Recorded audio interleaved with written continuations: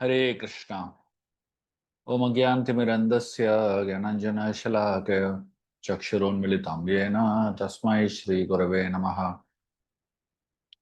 हरे कृष्णा। आप सभी का आज के मॉर्निंग प्रोग्राम में स्वागत है। आज हम एक बहुत ही सूक्ष्म चीज के बारे में बात करने वाले हैं, जो है वैष्णव लक्षण। अम, भगवान जो है हम सभी का रिकॉर्ड रखते हैं। तो मतलब भगवान को मालूम है कि कौन भक्त है और कौन भक्त नहीं है। और अ, भक्त कौन होता है भगवान के हिसाब से? वो व्यक्ति है जिसके पास भक्त होने की लक्षण है, और जिसके अंदर वो लक्षण है वो अ, चाहे किधर भी हो, चाहे कोई भी अवस्था में हो, वो लक्षण जो है वो दिखेगा ही, और वो लक्षण प्रदर्शन करते ही है।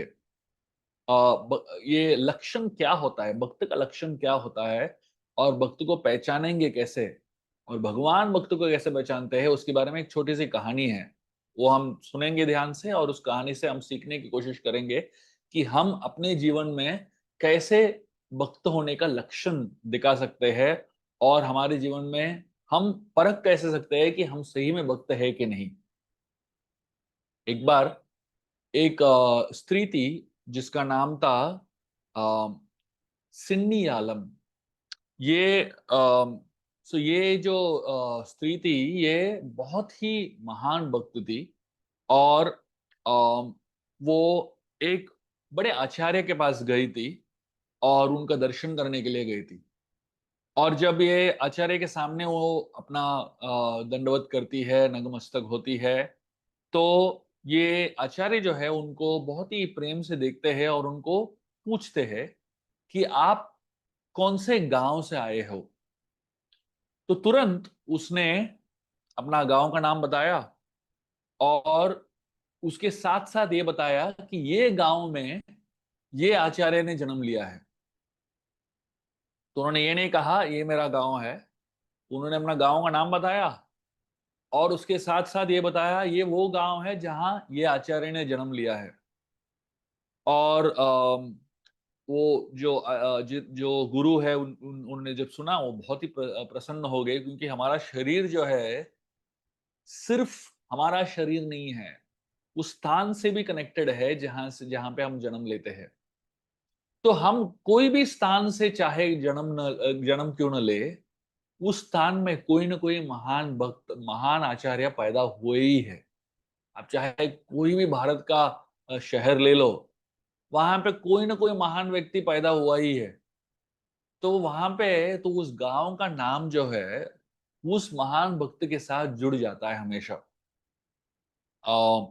तो अगर आपका आपका गांव जो है गोवा के कोई प्रांत में है, तो उस जगह पे कौन से महान भक्त का जन्म हुआ, वो आप सोच सकते हो।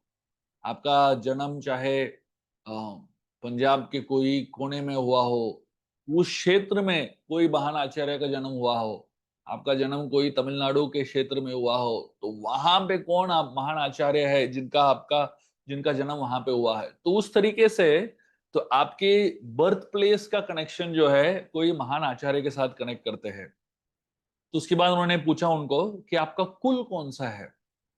तो उन्होंने कहा मेरा कुल जो है अच्युत कुल है। तो मैं भगवान नारायण के भक्तों में से हूं। तो हम अपने आप को जब हम अच्युत कुल मानते हैं, तो हम अपना कनेक्शन जो है भगवान के साथ कनेक्ट करते हैं, संबंध करते हैं। तो उन्होंने पूछा कि आपका गोत्र कौन सा है। तो उन्होंने तुरंत जो उन्होंने कहा मेरा परांकुश गोत्र है। तो हर व्यक्ति, हम सब में से हर व्यक्ति का एक कोई ना कोई गोत्र है। तो गोत्र क्या है? वो हमारा कोई ऋषि मुनि के साथ संबंध, उसको हम गोत्र बोलते हैं। तो अगर आपके पास कोई भी गोत्र नहीं है, आपको मालूम नहीं आपका गोत्र कौन सा है, तो आप अच्युत गोत्र बोल सकते हैं। तो मतलब हमारा कनेक्शन जो है सीधा भगवान के गोत्र के साथ है। तो पूछते हैं आपका वेद कौन सा है। तो ये कहती है मेरा द्रविड़ वेद है। तो उनको पूछते हैं कि आपका अ, आपके संबंधी कौन है, आपके सगे संबंधी कौन है? तो वो कहते हैं कि मेरे सगे संबंधी जो है आत्म बंधु है, जो भगवान से जुड़ते हैं, भगवान की भक्ति करते हैं, वो मेरे संबंधी है। तो साधारणतः कोई व्यक्ति आपको पूछेगा कि आपके संबंधी कौन है, तो आप चाचा चाची, मामा मामी या अपने दादा दादी, किसी को आप बोलते हो माता पिता। लेकिन सही में एक भक्त होने के बाद हमारा संबंध उनसे ही है जो भक्ति के मार्ग में जुड़े हुए हैं। अगर आपके माता पिता आपके भक्ति में मार्ग में है तो और भी अच्छा है, आपके सगे संबंधी भक्ति के मार्ग में है तो और भी अच्छा है। लेकिन हमारा जो मेन कनेक्शन है वो भगवान के भक्तों के साथ होना चाहिए। जैसे जब हनुमान जी विभीषण को मिले लंका में, तो हनुमान जी ने विभीषण को पूछा कि आप यहाँ पे लंका में क्यों निवास कर रहे हो, क्योंकि आप इतने महान भक्त हो, तो भक्त होने के बावजूद आप लंका में क्यों जुड़े हुए हो? तो विभीषण कहता है क्या करे, मेरा भाई रावण है। तो हनुमान जी बोलते हैं उनको कि अगर आप अपने पिता को विश्रवस मानते हो तो आपका भाई रावण है, लेकिन अगर आप अपने पिता को भगवान मानते हो, आपके भगवान पिता है, तो हम भाई है, रावण आपका भाई नहीं है। तो मतलब एक तो है इटर्नल कनेक्शन होता है और एक रिलेटिव कनेक्शन होता है। तो बहुत बार जो है लोग रिलेटिव कनेक्शन से इतने जुड़ जाते हैं तो हम ना इटर्नल कनेक्शन भूल जाते हैं। तो आज के तारीख में हमारे सगे संबंधी कौन है? अभी आप देखेंगे तो ये जन्म में कुछ लोग हैं जो हमारे सगे संबंधी है, लेकिन अगले जन्म में वो हमारे सगे संबंधी नहीं हो सकते, कोई और होगा। लेकिन जो इटर्नली हमारे सगे संबंधी है वो है भक्त। और उनको पूछते हैं आपके पिता कौन है, तो वो बोलती है भगवान मेरे पिता है। तो उनको पूछते हैं माता कौन है, तो बोलते हैं लक्ष्मी देवी मेरी माता है। आप और उनको पूछते हैं कि आपका घर कौन सा है, तो बोलती है मेरा घर जो है वैकुंठ है, वही मेरा घर है।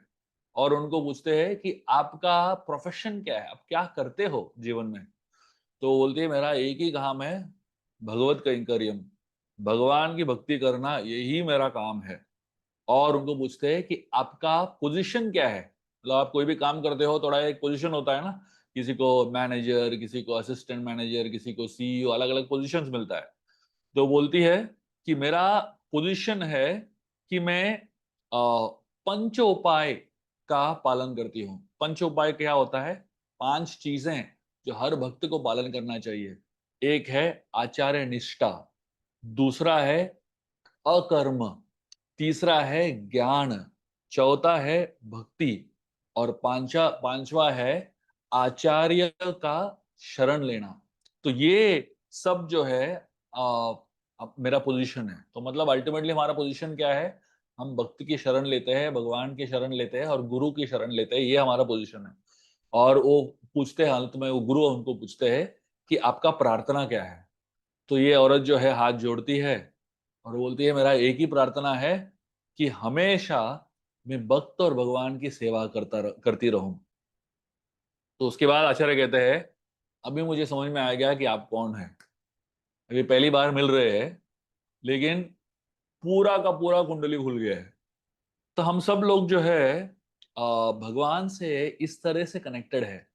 तो अगर आपको कोई पूछेगा कि आप कौन हो, आपका गोत्र कौन सा है, आपका कुल कौन सा है, आपके संबंधी कौन से है, आपका पोजीशन क्या है, आप क्या करते हो, ये सब का जो आंसर मैंने अभी जो दिया है, ये है भक्त का लक्षण। और क्योंकि भक्त ये लक्षण दिखाते हैं, और भगवान जो है इन्होंने ये सारे लक्षणों को उत्पन्न किया हुआ है, तो भगवान का नाम है कृत लक्षण। कृत लक्षण मतलब है वो व्यक्ति जिन्होंने इतने सारे लक्षणों को जन्म दिया है। तो हम सब जो है इन लक्षणों को अपने जीवन में उतारेंगे और हम इस इन लक्षणों से आइडेंटिफाई करेंगे, तो हम भगवान के दिए हुए मार्ग पे चलेंगे। तो भगवान जो है हमें अपने भक्तों में जोड़ देंगे। पराशर भट्ट इस श्लोक, इस ये जो शब्द है कृतलक्षण, उसको उसके बारे में समझाते हुए एक बहुत सुंदर श्लोक बोलते हैं। वो बोलते हैं कृतं हि लक्षणं येन सोपदेयेषु जन्तुषु परमात्मा ऋषिकेश सतुष्यत कृत लक्षणः। मतलब भगवान जो है उन्होंने खुद ये सारे लक्षणों का उत्पन्न किया हुआ है। अगर चाहे आप स्त्री हो या पुरुष हो या जानवर भी हो, लेकिन आप में से कोई भी इन लक्षणों को जो अपनाता है, वो व्यक्ति जो है भगवान का हो जाता है और भगवान का खुद का जो निजी पार्षद बन जाता है। इसलिए हम सभी को जितना हो सके अपने जीवन में भगवान का लक्षण को अपनाना है और भगवान जो कृत लक्षण है, जिन्होंने इन सारे लक्षणों को जन्म दिया है, जब हमको इन सारे लक्षणों के साथ पाएंगे तो अपना लेंगे और हम उनके बन जाएंगे। बहुत बहुत धन्यवाद आप सभी का कि आप इतने तीव्रता से मॉर्निंग प्रोग्राम अटेंड कर रहे हैं और खासकर अब में से बहुत लोग अपना कैमरा ऑन भी रखते हैं और हम साथ में जब कर पा रहे हैं तो मैंने हम में से बहुत सारे लोगों का जप जो है बहुत ही अच्छा सुधर गया है और बहुत अच्छा हो गया है इस मॉर्निंग प्रोग्राम की शुरुआत से ही।